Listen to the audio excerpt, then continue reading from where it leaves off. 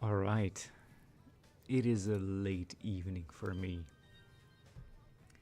I was supposed to be online a bit earlier today, but the reason for my lateness is quite simple, and that is because I was playing Dungeons and Dragons and my character almost permanently died. But he, by the luck of a couple of good ideas of my partners and teammates, he managed to survive. But yeah, it's a late night stream. I'm going to keep it quite short. We're just gonna do a few simple touch-ups here in Bollo, and after that we will simply go to bed. But yeah, and I might even have to close the stream for a little bit when my son decides to wake up. He's right next to me sleeping. But yeah, guys, about that, yeah, Dungeons and Dragons is very much one of my biggest hobbies and passions. If you don't know what it is, well, very simple. It is a role-playing game. It is a game where you roll dice and play a character and, well, together with friends make memories of a lifetime. And the story goes as follows. I am playing a halfling whose name is Trust Tinfellow, and he's very much at the end of his natural life. And he's playing a peace cleric who has lost his partner of a very long time, and he's abandoned his life as a commoner to see the world and do something with the final years. He's sort of received a calling, as you could say. And a while back, the DM reminded us that everyone starts the campaign with inspiration, right? You get to spend your inspiration to make a request for the DM. And I, since this is our second campaign playing together, decided to request in my foolishness. No, I don't need to be editing this track. What am I doing? I need to be editing this. I decided to say, you know what I've never fought in Dungeons and Dragons? Yeah, a dragon. I requested my dungeon master to pretty much include a dragon encounter in our game somewhere down the line. I didn't quite know it was going to be this soon. We are level 5 and we were running down a hallway, a very narrow hallway, sort of a mausoleum with lots of bones stuffed away in alcoves to the left and to the right. And as soon as we passed by these alcoves, the bone dragon, as we now realize, started pretty much reconstituting itself from these piles of bones. And that we had but a few rounds to get past it and enter a room that was going to be, which we didn't know at the time, going to be safe for us. Being the cleric, I tried to wait for it. I tried to sort of skip my turn, wait for it, cast what's it called again? Turn Undead on the dragon. Not cast, you know, but use Turn Undead. Unfortunately, it failed, and that meant that my character was last in line. This doesn't need to be rising anymore. My character was last in line, and yeah, the dragon got to him, with the unfortunate effect that the final 13 hit points I had were also the hit points that it needed to kill me. The story doesn't end there, of course. Can this autocomplete? It can't. This needs to go down a bit earlier. The story doesn't end there.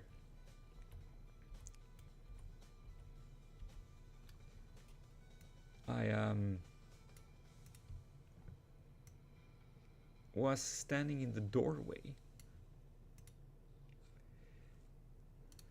and another character said, I'm going to try and push him through the door before the dragon gets here. And he rolled with advantage. and he rolled 2 1s, 2 natural ones. Luckily, my halfling, he's a halfling, and he took the feat Bountiful Luck, where you can make another character re-roll a natural 1. And guess what he rolled? He rolled a 1. Why can't I auto-complete this? This is annoying. Oh, it was that simple. Alright, we have done a very simple... This is a bit high, isn't it? Was it really that high the first time? Let me check the reference picture.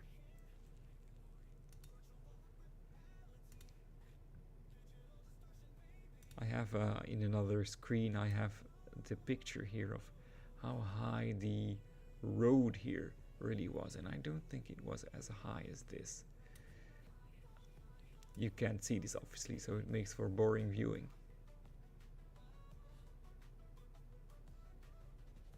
Yeah, it wasn't this high. It definitely wasn't. Back to the drawing board we go. This needs to be less high, less tall. Can we just select the whole thing? Is that an option? Is this an option, what I'm trying to do? Can I make this? I can. Okay, but then it's going to disappear under the ground here. That's not what I want. This is also not what I want. This is what I needed to do. Okay, let me undo, because we don't want it to vanish underground, the jeeps, I mean. Let us click this again, just select this and this, and then make sure, you know, we have to take into account the viewing options right over here, and for example right over here and here, because if you stand here you're going to see this savannah, and you also see the palaces over here. So this should definitely be more of a down here situation. That's more like it. That is that done. That is definitely something we needed to do. Looks pretty much exactly like it did the first time. Another thing I wanted to touch up today was this path, because it's, if I stand here, it's just a bit too low for my liking. It needs to be raised a little bit in order for us to get the best view. So I'm going to raise this path ever so slightly, with like 1 meter pretty much is what it's going to be raised by. Luckily that is an option I discovered a bit too late in my Planet Zoo career, is that you can go here and change elevated length to 1 meter, and then you can very easily adjust the height of your paths in a much more controlled sense. Let's make sure the path has the same width as what comes before, which still isn't the case. Is it a 9 meter path? It is. Let's go here and then raise the path. Just one click.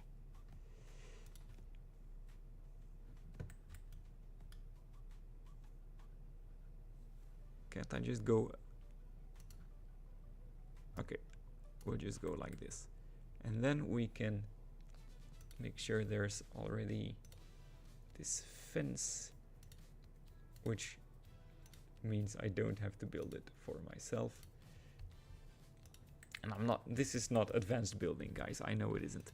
The point is very much in this this whole experience will be that you're always looking inward. There's really no need for you to be looking over here, and all of this will be covered with foliage anyway. I've long since the beginning of this zoo have abandoned any concept of detail, because, you know, it's a rather big project. Detail is no longer an issue. I just want to get it done, right? the zoo is all, it's not crazy detailed. I'm not going to say that, but the time I would otherwise spend on getting everything to look perfect, I'm spending now on bigger designs. Right, so just taking some of these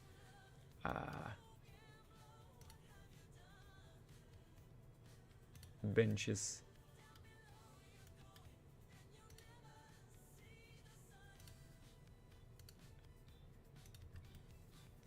That is not the focus of the Grand Safari, it isn't. The Grand Safari is all about the two different experiences you can get by walking, because, you know, talking about the palaces again, the walking tour will go over here and then upwards and then down again. So on the Jeep you will get a very good view here of the ostrich, oryxes and wildebeest the way it was in the original build, which you can view on YouTube. But they will see the palaces like up here-ish, right? They're going to be pretty imposing, pretty tall, and from the Jeep you're not going to get the best view because you will be spending your time looking at this. This is more of a backdrop. The guests, however, will find both a monorail station over here and a shop area over here. All of this sadly was finished, and then the rhinoceroses here and here will be, you know, better viewed from the Jeep, I would say, because it's going to be on the ground level of the Jeeps. But next thing we need to do is make sure we raise the terrain to the same height as this Jeep track. And that's just a simple procedure here. Terrain stamp, by the way, anyone watching, if you don't know about this, it is a really useful trick up your Planet Zoo sleeve. You can just make these custom shapes out of terrain very quickly. Not that this is something useful, but you can already see the applications, the speed at which you can build something like this. You know, slopes and everything, even spheres if you need a round shape somewhere. I didn't know about this for a very long time, but now knowing about it now has changed, you know, has made terrain work a bit easier. So we're just gonna start the basic outline of the palaces here, which was not quite here. And we need to drag this relatively far back and then make sure we have the same rectangular shape we did the first time around. Because remember, if you're watching this, somehow you're not aware of what I'm doing. I'm rebuilding a part of my zoo that I accidentally deleted, and I'm trying to reconstruct it faithfully, more or less. And most of what I deleted is in this area. So this is pretty much the general shape of that. I recall putting a waterfall structure around here-ish. So we'll get right on that. Why don't we do that immediately? And I believe it was... which one was it? Was it this one? Or was it this one? Let's take this one and make sure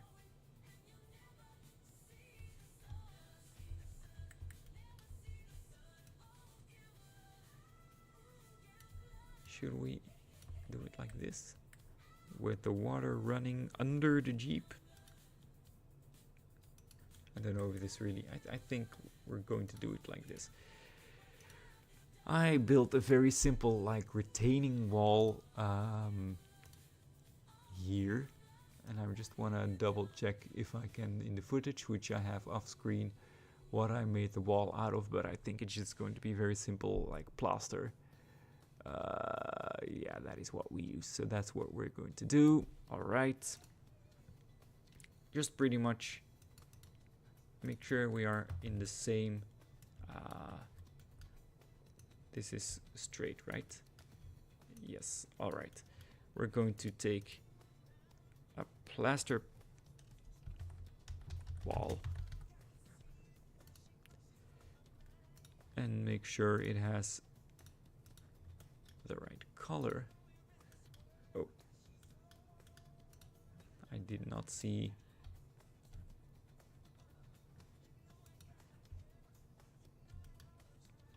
Let's do it like this.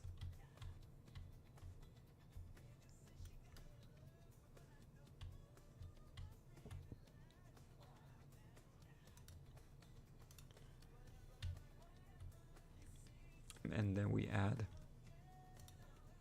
some detailing to it. Let's just take the plaster, what is it called? The plaster segment, I think it is. Yes, it is. We're going to flip this.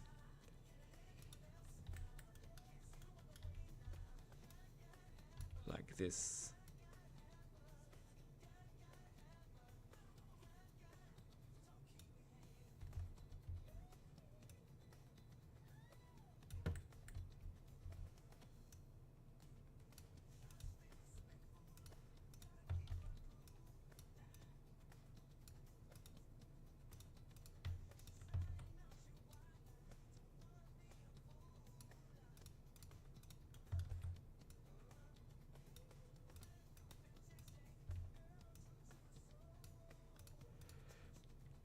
Alright, and then we just take this and start copying it. I might be moving this backwards. We won't be needing this. We won't be needing any of this. That's what the simple retaining wall is for, to of course, you know, make it look somewhat realistic. Make sure that the whole bunch of animals that will be living here won't easily be crawling onto the Jeep ride. Alright.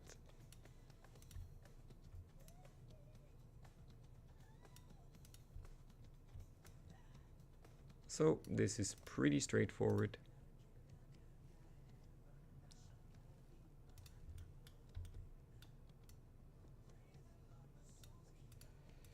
This is like the relaxing aspect of Planet Zoo that I try to, you know, get across to people I know when they talk about, you know, when I mention this game and that it matters to me. I just like to mention how relaxing it truly is to be dragging structures around and making sure they fit. There's a very you know, neurodivergent aspect to it, where you're just very pleased with dragging arrows and making things look, you know, making things look organized and satisfying. That's what I enjoy in Planet Zoo. You know, in real life I am a bit of a scatterbrain, and I am a scatterbrain in Planet Zoo, but when it comes to, you know, just the way it feels when these models match up and there's no black line between them, that's just, it's nice to look at. It feels nice. You know what I mean? When you make these things match and the separation between them is barely visible anymore. That's just nice. I hope you agree. Anyway, we're gonna fill in these gaps with just like something like this. We'll grab it, and then I believe it was something very much like, let's just grab this.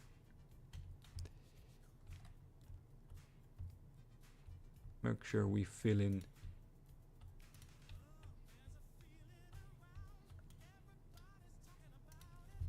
all of the empty spots with some rocks to make it look, you know,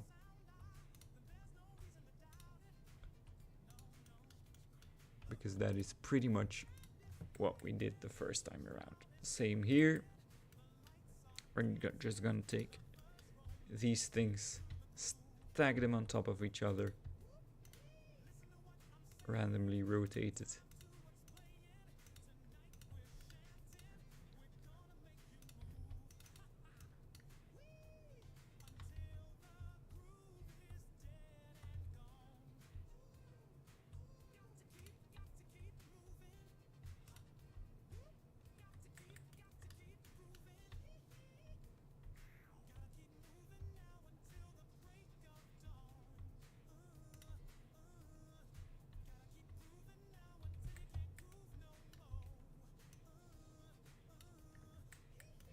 rotate it a little bit. No, rotate it a little bit.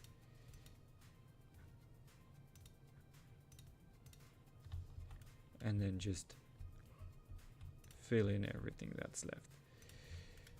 Alright, that is looking very close to what we did the first time. The color of this isn't quite right though.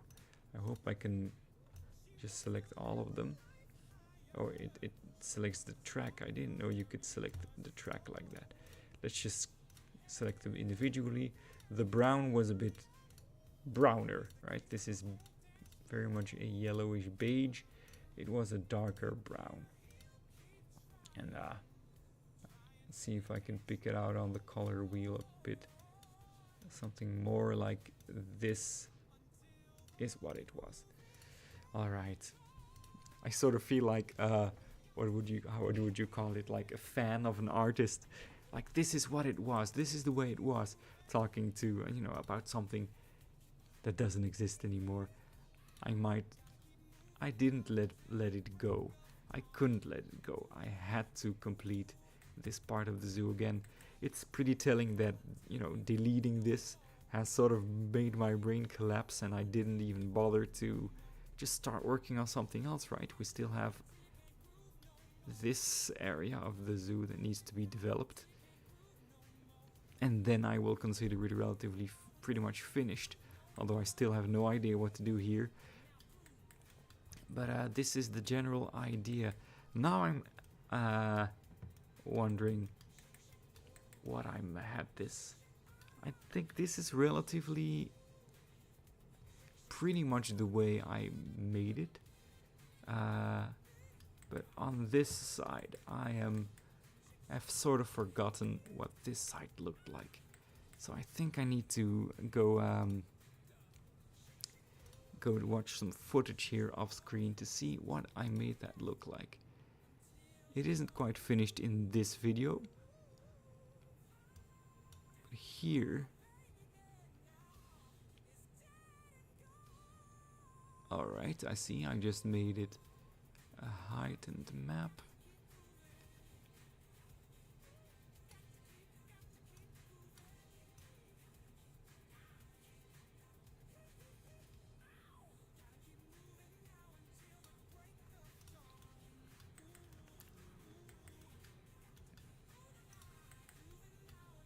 Let's see if I do it like this. This is where the Jeep ride is, of course. Where is it here? It's hiding here.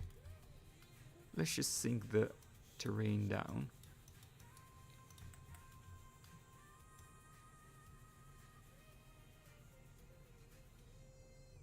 Over here, make sure it has a bit of a cliff going on.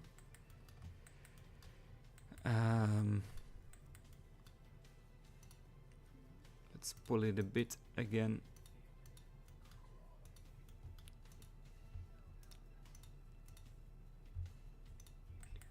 It isn't quite, I don't quite know what I'm really trying to go for with these tracks that are so, what am I doing, by the way? I'm just getting distracted. But these tracks that are sort of hidden in the sand and then they aren't, I can't really tell you what I'm trying to make it look like. Like, is this a real Jeep ride or is it a ride? I don't know. I'm honestly not bothering too much with trying to make it look very interesting. Again, my focus is on doing this. This is what I like. Right? This is what I like doing in Planet Zoo the most. And then making sure if you stand somewhere around this safari ride, like here with the cheetahs, that it's all filled in. And it's going to look even better. This is going to be all grass. And then you're going to have these very ostentatious palaces there. It's gonna look great. Especially here, you'll get a great view. But honestly, guys, that is already what I wanted to accomplish for this stream. Next time around, we're gonna finish the pathing and the general terrain work for the palaces. Then after we finished the terrain here, which means a river here, raised terrain over here, then we'll build this whole habitat, and then the next time around you'll see me building either the 2 palaces one after the other, or the 2 rhino habitats. I'm not quite sure, but yeah, very short stream for today because I'm feeling a bit tired, and that is going to be it. Thank you very much for stopping by. If you did stop by, if you watched later, I hope you had some type of fun. But I'm going to do the responsible thing, and as soon as my son wakes up, I'm going to take him with me upstairs, just to make sure that he gets a good night's sleep as well, and that my girlfriend is currently getting some much needed shut-eye away from the needy newborn. So guys, I'll see you guys very soon. I'll be streaming probably this weekend once again, much longer that time, and I won't sound as tired. Love you, and I'll see you very soon.